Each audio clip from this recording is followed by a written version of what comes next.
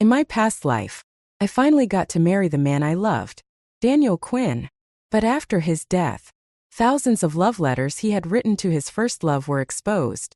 Their love story, transcending time and space, was glorified by the world, while I, his rightful wife, was vilified as the shameless third party. When I opened my eyes again, Daniel Quinn was about to give up on his first love because he couldn't afford the dowry and was turning his attention toward me instead. I was willing to sell my car and borrow money just to help him fulfill his love. Megan, I think it's over between me and Lily, he sighed. Her mother is demanding furniture with a total of 64 legs. If I can't provide it, she won't let Lily marry me. You know my family's situation. Where am I supposed to find 64 legs? Daniel took a sip of his drink. His eyes slightly reddened. His sharp nose carried a faint scent of books, and his face was filled with disappointment and pain. For a moment, I felt dazed, my mind flashing back to the gruesome scene of Daniel taking his own life for Lily Harper in my past life. Back then, he also drowned his sorrows in alcohol. Under the dim light and the intoxicating haze, he made a decision. He gave up on Lily Harper and turned to pursue me instead. I had secretly loved him for years. How could I resist the sweetness of his affection? So, I accepted his confession, agreed to his proposal, and married him. Despite his poverty, I dedicated myself to caring for his aging parents and even begged my father to pass down his factory director position to him. I followed him in a platonic marriage for 50 years, living a lifetime without children, only to realize he had remained faithful, not to me, but to his first love. I never controlled his finances and allowed him complete freedom. Yet he used our savings to support Lily Harper through her hardships. I helped him rise in the literary world and become a renowned author, while he funded Lily Harper's dreams, helping her enter the Met and become a celebrated ballet artist. If it weren't for Lily's unexpected death, if it weren't for Daniel Quinn taking his own life at home, if it weren't for the thousands of love letters being exposed, I might have spent my entire life enduring their deception, allowing them to exploit me. After their deaths, Daniel's students and Lily Harper's fans tirelessly worked to clear their names online. The world marveled at the purity of their love story, while I, still grieving the loss of my husband, was dragged into public outrage, ridiculed and condemned, the biggest victim of this entire ordeal. I was painted as the villain, the homewrecker who had destroyed a legendary love story. Now, I looked at Daniel Quinn, who was once again preparing to abandon Lily Harper and instead pursue me. Megan, if, he hesitated, but before he could finish, I interrupted him. Lily is an only child. You know how her mother raised her. She only ever had the best of everything. It's normal for her mother to have these demands. As a man, you can't let the woman you love suffer. 64 legs of furniture. It's not that difficult. Daniel was stunned. He hadn't expected me to say that. Furrowing his brows, he said, 64 legs. That's a 3-seater sofa, a 5-foot bed, a 6-foot wardrobe, plus tables and chairs. It'll cost thousands. I barely make anything in a month. Where am I supposed to get the money for that? I rolled my eyes and suggested, there's a furniture discount warehouse in the suburbs. The prices are quite reasonable. He scoffed and waved his hand dismissively. Those are all second-hand, worn-out pieces. Lily's mother would never agree. I remained serious.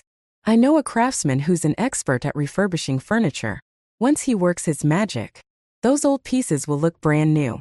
And his prices are cheap. Daniel was skeptical. Really? I nodded. If you don't believe me, bring one of your chairs over and have him fix it up. If it works out, you and Lily will be set. He hesitated. But if I manage to get those 64 legs, what if Lily's mother demands something else? Of course, she will. I knew all too well that Lily's parents, obsessed with appearances, would never stop at just this one demand. But I couldn't say that to Daniel. Instead, I smiled and said, no matter what Lily's mother asks for, as long as you and Lily truly love each other, I believe love can conquer everything. Besides, the one benefiting from all these demands isn't her mother. It's you and Lily who will actually use the furniture. Daniel pursed his lips. I added, Lily's mother is an elementary school teacher, And her father is a doctor at a community clinic. They're respectable people with good social standing. In the future, everything they earn will belong to Lily anyway. It's all yours anyway.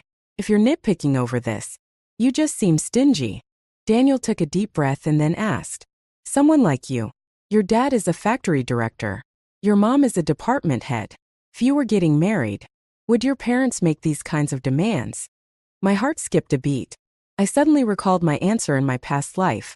If I loved someone, I wouldn't need 64 legs of furniture, wouldn't need a dowry, wouldn't even need his parents to come propose. As long as he loved me too, I could marry him immediately. It was after that statement that Daniel started looking at me differently, his gaze no longer simple. Why aren't you saying anything? He asked, noticing my momentary distraction. I smiled slightly. Of course, I would never make the same demands as Lily Harper. A flicker of hope flashed in Daniel's eyes. But before he could say anything, I continued. I would ask for 128 legs of furniture, at least a dowry of $20,000. Before the wedding, there must be an engagement banquet with 20 tables. The wedding procession must include 10 Santana cars. I won't live in company-provided housing. My fiancé must own a high-ranking government villa, at least 5 stories tall, with an elevator, a private bathroom, and a full set of modern appliances. Fridge, color TV, washing machine, a sewing machine? No need for that. I'll buy new clothes from the mall every month. Old clothes should be thrown away. Homemade clothes from a sewing machine are just too ugly. As I went on, Daniel's expression grew darker and darker. By the time I ran out of things to say, my mouth dry from speaking, he forced a laugh. With standards like that, you might have trouble getting married in this lifetime. Feigning ignorance. I raised an eyebrow. Exactly. My parents said if I can't find someone who meets these requirements, I won't get married. They're perfectly happy to support me for life. Daniel let out an awkward chuckle. I narrowed my eyes.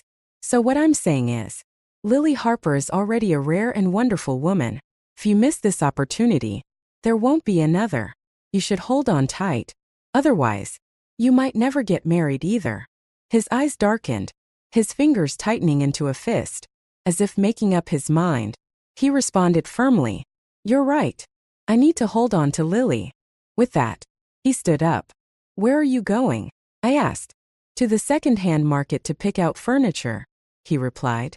"Give me the craftsman's address later." I nodded. "All right."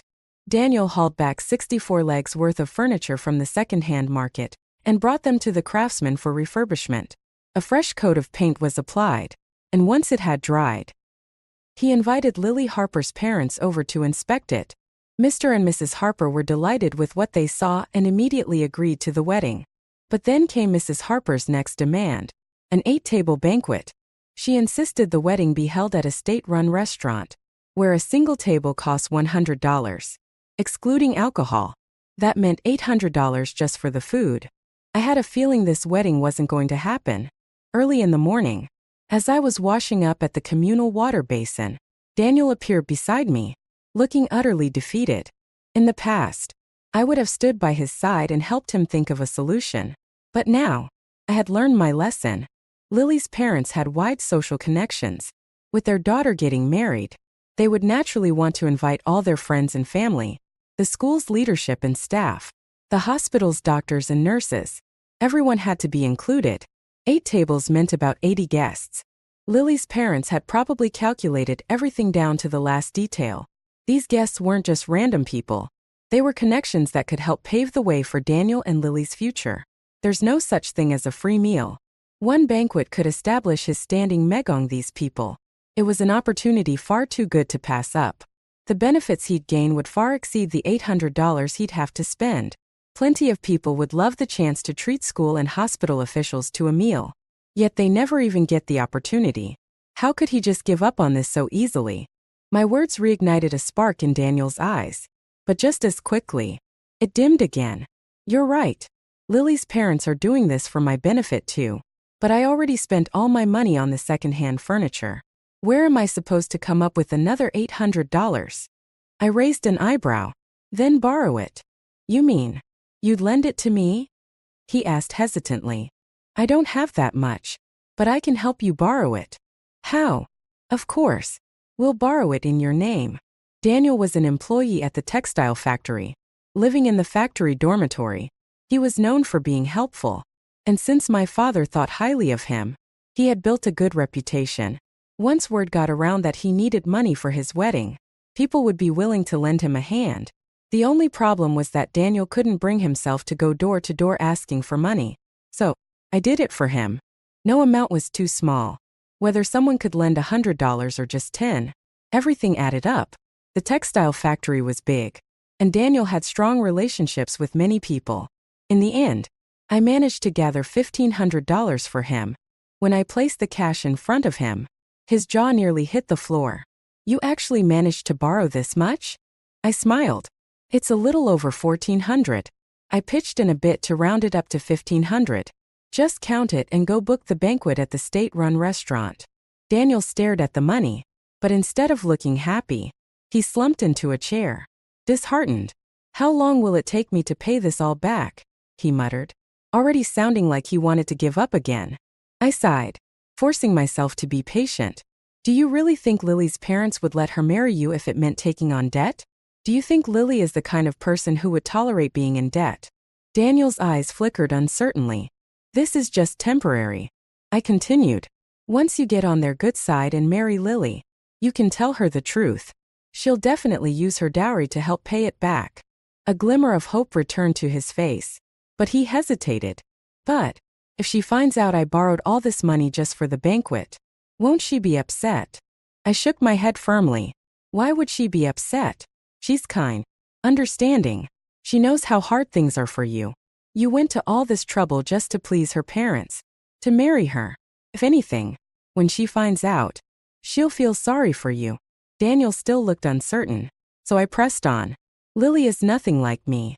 I'm selfish and calculating, only looking out for my own interests. But she's famous for her kindness and generosity. That did the trick.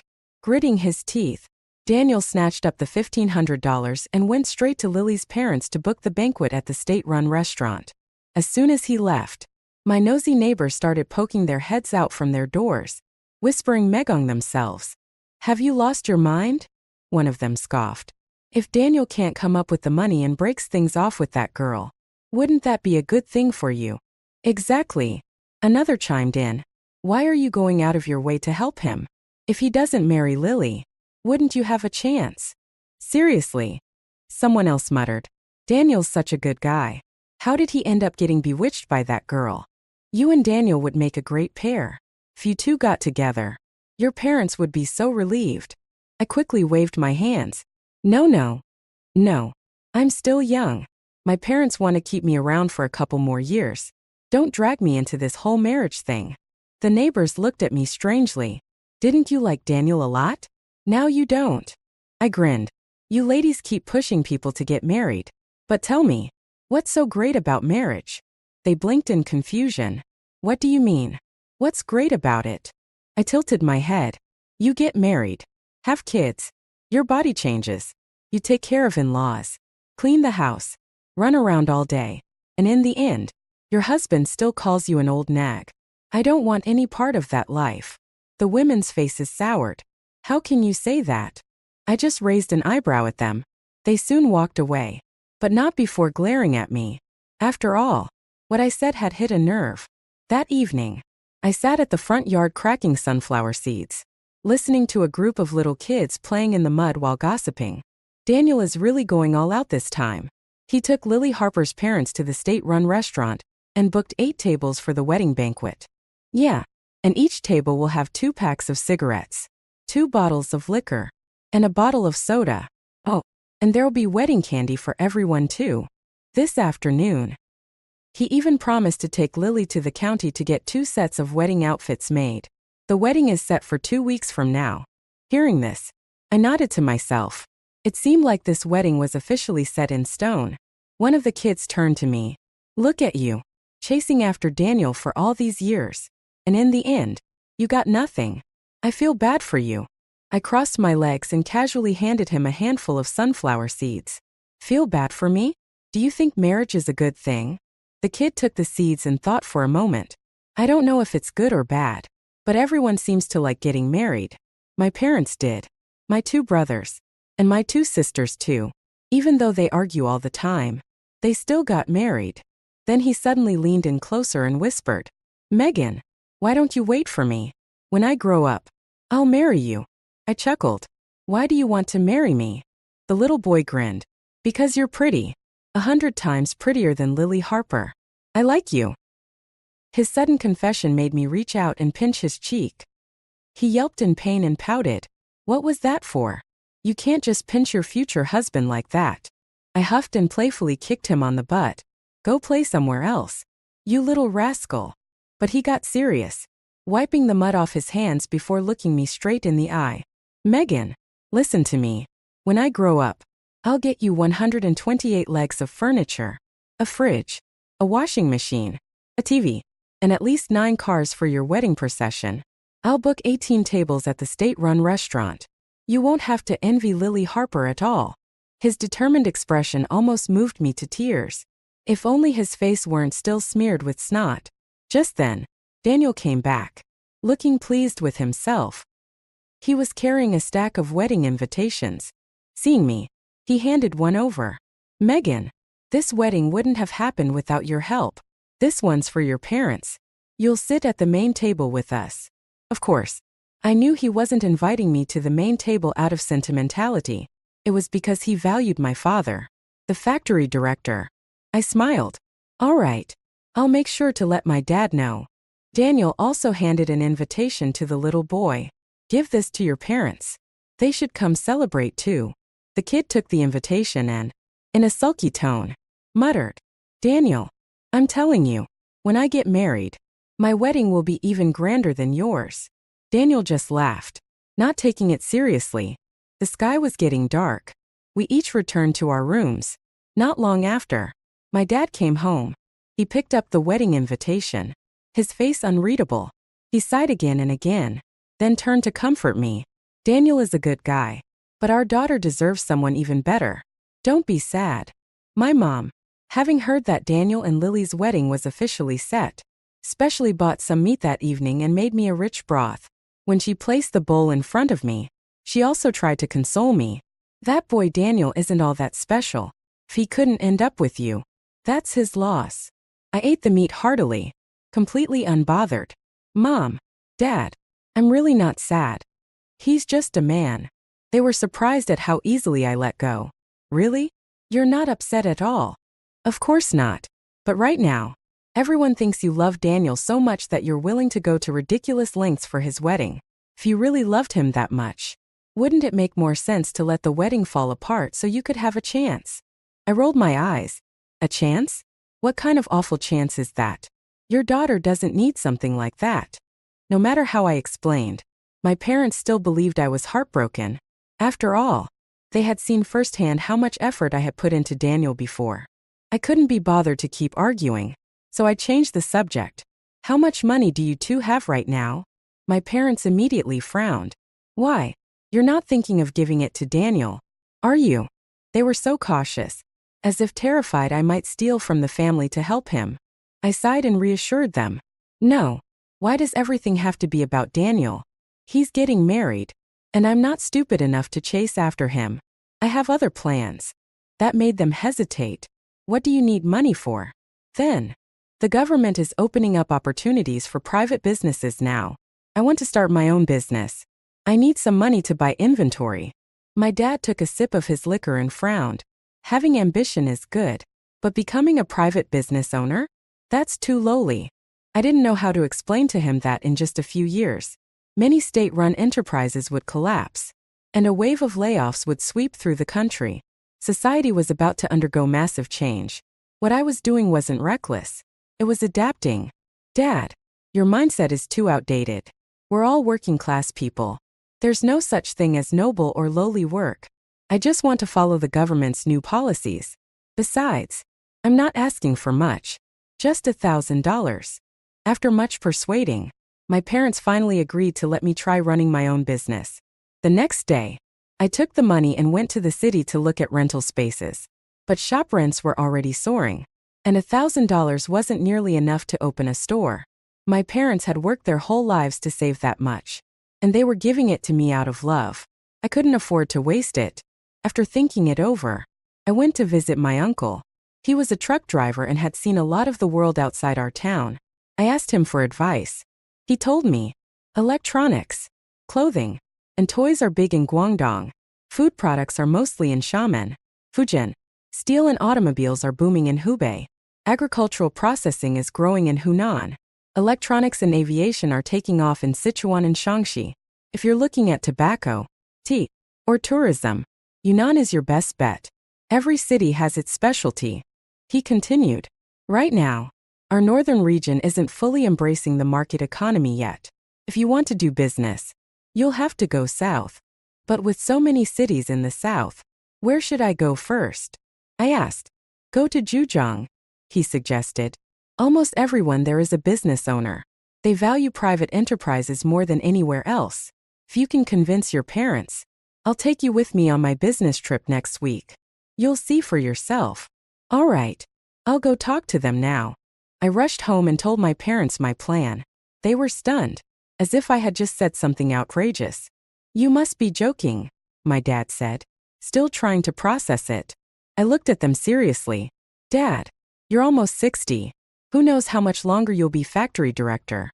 If I don't start building something now, our family won't have any future. My father, always conservative, frowned. Since when is it your responsibility to support this family? Listen, I know Daniel's wedding hit you hard, but there are plenty of young men at the factory. I'll find you someone even better, my dad insisted. Once you get married, I'll pass the factory director position to your husband. I shook my head firmly. Dad, how can you guarantee that every man will be as responsible as you? What if I end up like Aunt Linda's family, marrying some useless gambling addict? Then what? For a moment, my dad was speechless. It was my mom who finally spoke up. Let her go. I'll give her $1,000 to take with her. At least if she's with her uncle, I'll feel a little more at ease. Just be careful out there. If you run into any trouble, don't be stubborn. Just give them the money and walk away. My dad still wanted to argue, but my mom held him back. Let her go. You know what they say. Some people won't turn back until they hit a dead end. If she doesn't go out and see the world for herself, she'll never give up on this idea. With a heavy sigh, my dad gave in and started packing my things. That very night, I booked 2 train tickets to Yiwu, Zhejiang. The next day, I boarded the green train with my uncle. This was my first time traveling so far by train. As I gazed out the window, I watched the barren northern landscape slowly transform into lush greenery. The moment I stepped off the train, I was overwhelmed by the bustling atmosphere of the marketplace. Everywhere I looked, people were carrying, dragging, or lugging around large bundles of goods. Their faces were filled with energy, their steps brisk, as if they were racing against time, afraid to fall behind. Back in the north, people held stable government jobs in the highest regard. But here in the south, no one cared about so-called stable jobs. While we were back home cracking sunflower seeds and sipping tea, these people were hustling, scrambling to secure inventory, negotiating deals, and fighting for every second. The energy was intoxicating. If it weren't for your aunt stopping me, I would have already joined in. My uncle said with a sigh. Do you know how much money you can make? These hair clips, for example, wholesale price here is only 30 cents each. But back home, they sell for $3. I was stunned. That much of a difference? Seeing my disbelief, my uncle took me straight to the market to check the prices. Sure enough, the exact same hair clips sold in northern department stores for 10 times the price. And that 30-cent price was already marked up for outsiders. I overheard a woman negotiating, and she was getting them for just 15 cents each. I immediately decided to stay in Yiwu for a few more days to get a better understanding of the market. Life in the south was completely different from the north. While we were still eating in collective cafeterias, the streets here were already lined with food stalls. Vendors would push their carts around, set up plastic stools, and in no time, steaming hot buns and fried dough sticks were being served. People walked briskly through the streets, eating breakfast on the go, some carrying bowls of noodles, others with plates of rice. Their steps were steady and confident. My uncle was completely enamored with the lively scene, but I was more focused on learning the trade. Every morning at 5, I would find a breakfast stall and sit megong the locals, quietly listening to their conversations in thick regional dialects. It was hard to understand at first, but I slowly started picking up bits and pieces. I quickly learned that in this business, time was everything. If I wanted to secure the best inventory, I had to start at 2 in the morning. Arriving at the wholesale markets by 3, the place was a frenzy. Crowds haggling, carts rolling, money exchanging hands at lightning speed. By following the veteran traders, I learned how to negotiate. A pack of hair clips originally priced at 30 cents, each could be bargained down to 30 cents for 3. I ran back and forth between different vendors, observing which shopkeepers were the most reliable and which ones had the best deals. By the time my uncle was still figuring out which direction was which, I had already spent my entire $2,000 on inventory. My uncle was stunned. That's a lot of goods. Are you really planning to bring all this back to sell? Yeah. I nodded. But how? You know how expensive store rentals are. Right. I know. I replied. That's why I'm not opening a store. Then what? You're going to sell on the streets. Exactly. I need to test out different locations first. See where the foot traffic is. Figure out where the best sales are. Only after I start making money will I consider renting a store. My uncle stared at me in shock. Do you think your parents will allow this? I grinned. They already let me come this far. I might as well make something out of it. At the same time, I was well aware that, as a woman, this kind of work was risky. Just earlier, while my uncle was away, I had already noticed a few shady men eyeing me. It sent chills down my spine.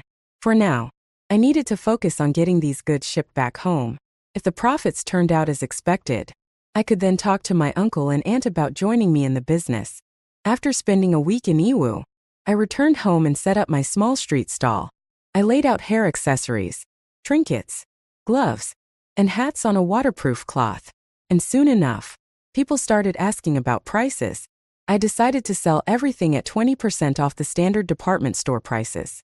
Most customers paid without hesitation, though there were always a few bargain-hunting elderly women who insisted on getting a little extra discount. Regardless, in just a few days, I had sold almost all my stock. That day, as I was calculating how to clear out the remaining inventory at lower prices and planning to discuss my next purchase with my uncle and aunt, the little boy who had once said he'd marry me suddenly showed up at my house, looking anxious. Megan, come out. Something big happened. Startled, I rushed to open the door, fearing something had happened to my parents. But as soon as I saw his face, I realized it wasn't about them. Today was Daniel's wedding. Oh, I had been so busy that I completely forgot. Well, I guess I won't be setting up my stall today. I need to go have some wedding banquet food. Wedding banquet? The little boy huffed. Lily's mother is refusing to attend unless Daniel arranges for 3 four-wheeled cars to pick them up. Otherwise, she won't go to the restaurant for the wedding. I froze. Even at this point, Lily's mother was still causing trouble? The kid clicked his tongue. Who knows why? Daniel's been standing outside the Harper house for 2 hours now. If he doesn't leave soon, he's going to miss the banquet altogether. He asked me to come find you for help. I raised an eyebrow. And how exactly am I supposed to help? As it happened, I actually could help. Without another word, I ran to my uncle's house and explained the situation. My uncle, who despised injustice, immediately rounded up a few of his friends, and soon, 3 Santana cars were heading straight for the Harper house. After a ridiculous amount of effort, Lily's parents finally relented, allowing her to leave for the wedding. But the banquet had already been delayed for so long that by the time the newlyweds arrived, the impatient guests had already devoured all the food. Lily's parents, who valued face more than anything, were furious. These people didn't even wait for the bride and groom. How disgraceful. They should compensate for ruining the banquet. But the guests weren't ones to be pushed around either. They fired back at Lily's mother. What kind of mother-in-law are you? Trying to squeeze your son-in-law dry before he's even married. Daniel is just a factory worker. He's young and hasn't been working for long. First, you made him buy furniture, then book an expensive banquet, and now demand cars? What's next? You want to bury him in debt before they even start their life together? This is embarrassing. Lily's mother's eyes widened in shock. What? This money was borrowed. Of course it was. Someone scoffed. Daniel stood there, his face burning with shame. Lily, on the other hand, was already in tears. Meanwhile, the guests grew even more frustrated. If the banquet had started at noon as planned, we'd be home by now. Instead, it's already 8 at night, and we're still sitting here waiting for you. And now you're asking us to pay for the banquet? Did you ever stop to think that we had to take a day off work to attend? We earn barely $10 a day. Are you going to compensate us for that? Lily's mother was so furious that she stomped her feet. On the verge of losing control, Lily hurriedly pulled her mother aside, bowing and apologizing to the guests. Daniel, seeing her do so, had no choice but to follow suit, though his face was filled with humiliation. After all, many of the people here were older than him and held higher positions than he did. The fact that they even came to his wedding was already a sign of respect. With the whole situation clearly Lily's mother's fault, there was no way he could make them pay for anything. And just like that, the wedding came to a chaotic end. Lily's mother, however, still felt like she had been wronged. Once the guests had left, she turned on her husband, dumping all the blame on him. I told you from the beginning I didn't want Lily to marry Daniel, but you said we couldn't refuse outright. So we had to make demands that would make him give up on his own. Well, look at what happened. Not only did he not back off, but he jumped through every hoop we set. And now, our daughter is married to him, and they're buried in debt. What are you going to do about it? Daniel finally realized what he truly meant to his mother-in-law and father-in-law. They had never thought he was good enough for Lily. And now, in their eyes, it was all my fault for pushing him into this mess. That very night, he showed up drunk at my doorstep, causing a scene. He jabbed a finger at my face and cursed me. You ruined me. You're the reason I'm buried in debt. You forced me into this marriage with Lily. If I end up miserable in the future, it's all because of you. Lily clung to him, crying and repeatedly apologizing to me. In the end, Daniel couldn't resist Lily's tears. With a pained expression, he collapsed onto his knees before her, begging for forgiveness. This whole mess is my mom's fault. You can't blame Megan. If it weren't for her, we wouldn't have even been able to get married in the first place. Daniel, don't worry. We still have a long road ahead of us. We'll get through this together. Lily Harper was so gentle and understanding. Just one sentence from her was enough to make Daniel stay quiet. When I got home, my mom scolded me for helping Daniel and Lily, but I simply told her, if I hadn't pushed them together, then I would have been the one Daniel tried to sink his claws into instead. My mom froze. What do you mean? I didn't hold back. Daniel originally wanted to pursue me because I'm the factory director's daughter. When I realized what he was after, I scared him away. After explaining everything, my mom gritted her teeth, grabbed my hand, and assured me, don't worry, I'll never pressure you into getting married. Even if you never marry in this lifetime, that's fine by me. But you absolutely cannot end up with someone as selfish and opportunistic as Daniel. After the chaos of the wedding, I focused on discussing my next round of inventory with my uncle and aunt. My aunt, who had been worried sick because my uncle's taxi business wasn't doing well, was stunned when she heard that I had turned my $2,000 investment into nearly $10,000. Her eyes practically lit up. I also handed over $1,000, which was my uncle's share from our last trip to the South.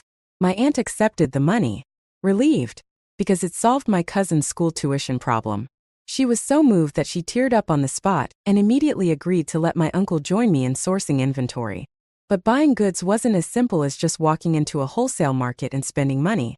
For the first few trips, I went south with my uncle and explained all the details of the trade to him. After a few rounds, he got the hang of it and was able to go on his own. Meanwhile, my aunt started selling alongside me. I sold gloves, she sold scarves. I sold hair clips, she sold hair ties. We sold different types of products so customers would visit both of our stalls, and there was no competition between us. The demand was so high that we often ran out of stock. Eventually, my aunt decided to stop selling and instead traveled with my uncle to buy more inventory, leaving me to focus entirely on selling. but there was only so much we could carry back ourselves. Wholesale markets also hesitated to sell large quantities to us, since we didn't have a physical store. On top of that, local authorities were cracking down on street vendors, making it harder for me to operate.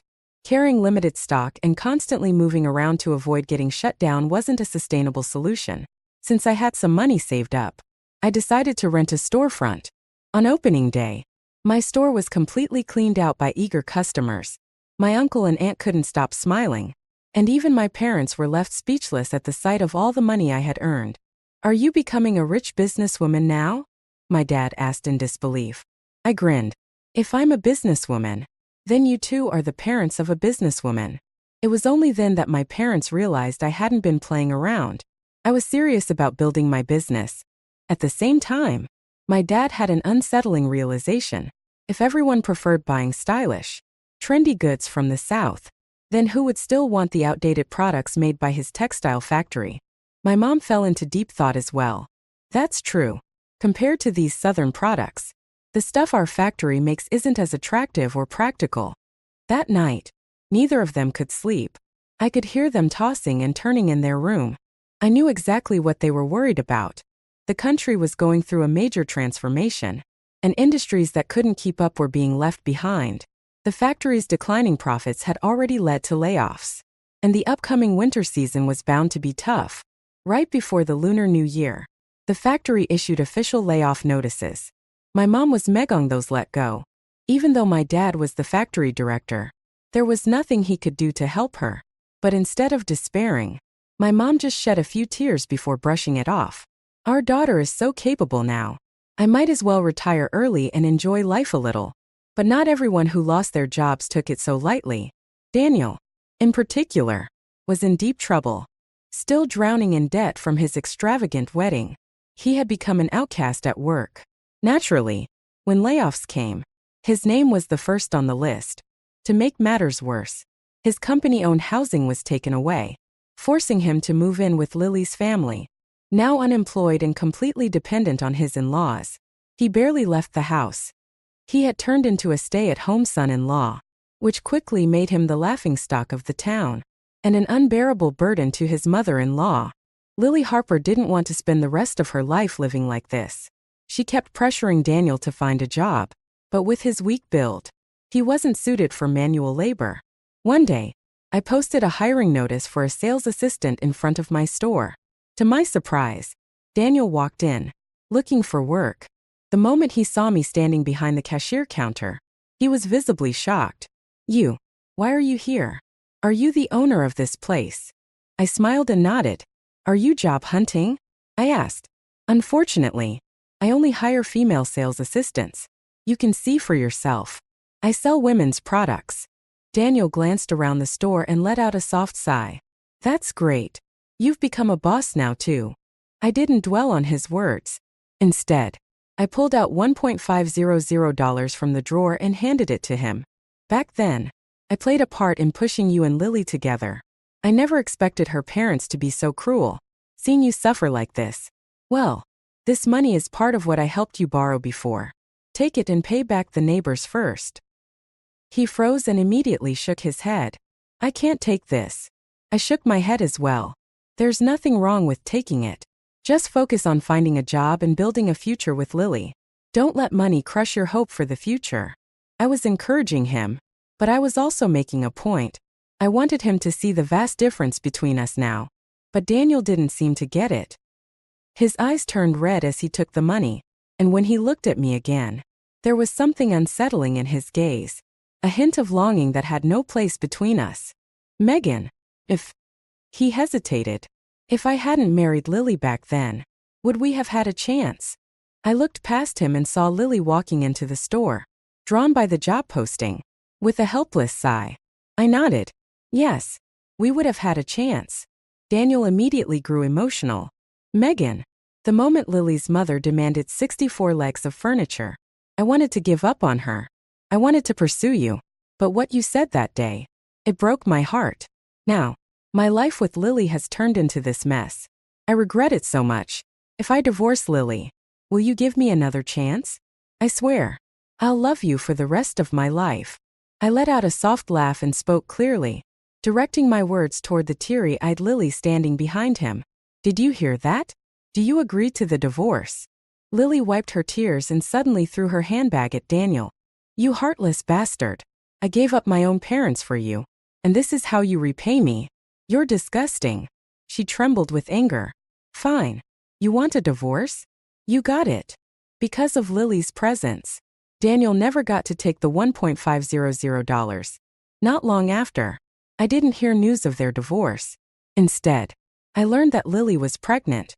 Under pressure from her parents, she ended up carrying the child of a county official's son. The Harpers immediately tried to force Daniel into a divorce.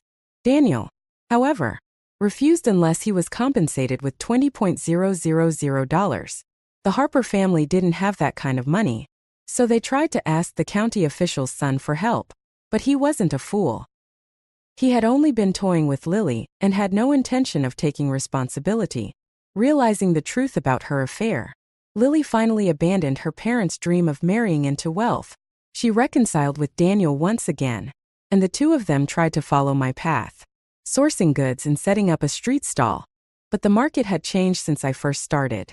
More and more people were setting up stalls. Competition was fierce. And with the rise of branded stores, customers were less inclined to trust street vendors. Meanwhile, my small shop had already been running successfully for 2 or 3 years, completely outclassing them. As my business flourished, I decided to expand. My uncle and aunt fully supported the idea. But with the bigger store came a greater need for stock. That's when my uncle had an idea. If I upgrade my driver's license to operate a larger truck, I could haul more goods from the south in a single trip. It'd save us time and transport costs. My aunt agreed. Renting a truck every time is too expensive. If we buy our own, we can handle everything ourselves. With a larger truck, our time became more flexible, and we felt more secure knowing we could transport large quantities in one trip. This completely solved our supply chain issues. After opening my second store, the third and fourth naturally followed. I even established direct relationships with manufacturers through the wholesale market, cutting out middlemen and securing the lowest possible prices. This ensured that no newly opened store or street vendor could compete with me on price. Meanwhile, Lily and Daniel's street stall barely lasted 2 months before collapsing. The debts they had incurred from their wedding had already lost much of their value due to inflation. And within a few months of working factory jobs in Guangzhou, they managed to pay off the remaining $1.500. When I went to Guangzhou to open a chain branch, I happened to see them at a factory. I originally thought they had settled into stable jobs and wouldn't be doing too badly. But then I overheard the factory manager complaining that Daniel and Lily were troublemakers. Daniel spent his days trying to curry favor with the factory owner's daughter, while Lily dressed extravagantly and tried to seduce the factory manager. Unfortunately for them, neither the owner nor his daughter were easy targets, and the factory was already considering getting rid of them. I couldn't help but feel a sense of irony. At 40, I returned to my hometown as a successful entrepreneur to give a speech. The townspeople welcomed me warmly. Among those who came to pick me up was none other than Daniel. He looked utterly defeated. His hair was graying, his clothes worn, and he had the tired, beaten look of someone far older than 40. After my speech, I attended a banquet with the local officials. I had never been good with alcohol, so my husband stepped in and drank on my behalf. Daniel, have you forgotten how you used to tease me when I was little? My husband said with a smile. Daniel frowned at first, trying to recall. Then, recognition dawned on him. The man speaking to him was none other than the little boy who had played in the yard with me years ago. The same boy who had once promised to marry me when he grew up. You two got married? Daniel asked. Stunned, I chuckled. Honestly, I didn't expect him to be so persistent. He chased me around the world, and as he got older, he just kept getting more handsome. In the end, I couldn't hold on to my pride as a woman and gave in. My husband smirked. Yeah, I may have been born 10 years later, but thankfully, Megan was too busy building her business to date. That gave me a chance. Daniel opened his mouth as if he wanted to say something, but in the end, he swallowed his words. After the banquet, my husband and I drove back to the city. As we passed the village entrance, I caught sight of Daniel standing there with a pitiful expression. Daniel looks miserable, my husband remarked. What's so miserable about him? I asked, raising an eyebrow. My husband sighed. 10 years ago. He divorced Lily. He went to the city to look for you, but you weren't at the store. Instead, he saw me and asked where you were. Sensing something was off, I asked, and what did you tell him? I told him you had gone to Europe and wouldn't be back anytime soon. My husband admitted with a slight smirk. I was shocked. And then, he leaned back casually.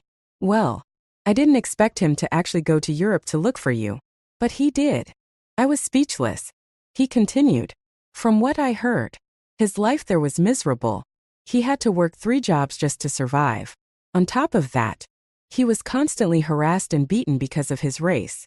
Honestly, thinking back on it now, I feel a little guilty. Hearing him pretend to sound remorseful, I couldn't help but laugh. At 20, he had already been so cunning. That night, as he held me in his arms while we slept, I faintly heard him murmur in his sleep, Megan, I'll never let you suffer again in this lifetime. As for Daniel and Lily, they got exactly what they deserved.